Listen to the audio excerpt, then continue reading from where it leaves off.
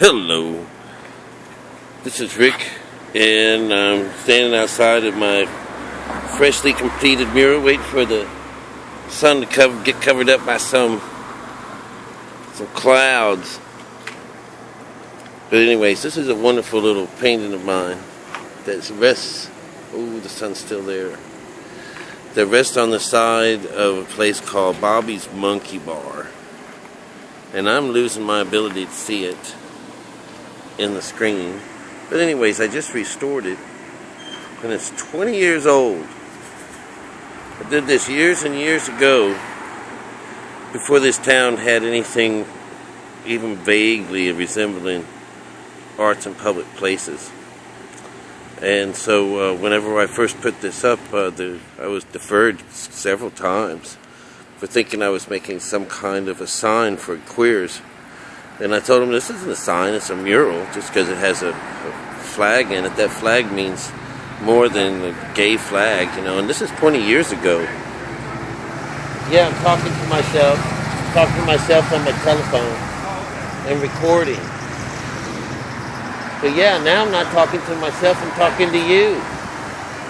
There's somebody in the bush. See, there's a bushy guy in the bush.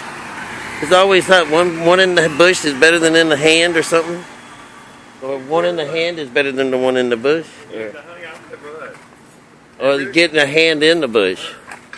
Might be what we're talking about here. Anyways, I don't know how PG this is supposed to be, but this is real fun mural. You know, as some of my friends have passed away, I put them in this painting. But this is after the George Lutz painting, which is a German painter. And this would have been Washington. And this is Our Lady Wilhelmina Harvey. And behind her is a friend of mine, Dorothy Marshall, and the lady in the white there is Carolyn Fuller. And this is some woman named Starr. And this is an old preacher of St. Peter's Church, Don Sullivan. And of course there's Kiddo. That's my old three-legged dog Kiddo, and it's one of his companions. A good friend of mine is Michael Feathers.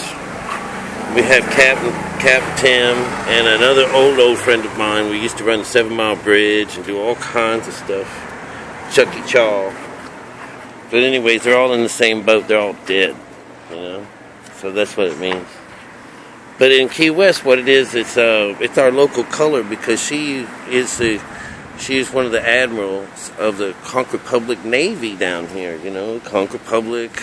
We're all on our own. You know, we succeeded from the Union and fought the Americans with crusty old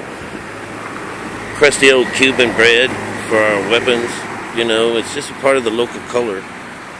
And so, you know, I took advantage of it. And of course, this was at the beginning where there was no public art, and there was a lot of uproar about it. And so, you know, this is an example of taking that was once an empty wall that had nothing going on, nothing at all, and it was quiet, and put something on there that now gets all kinds of attention, and, you know, pro, con, this and that, you know.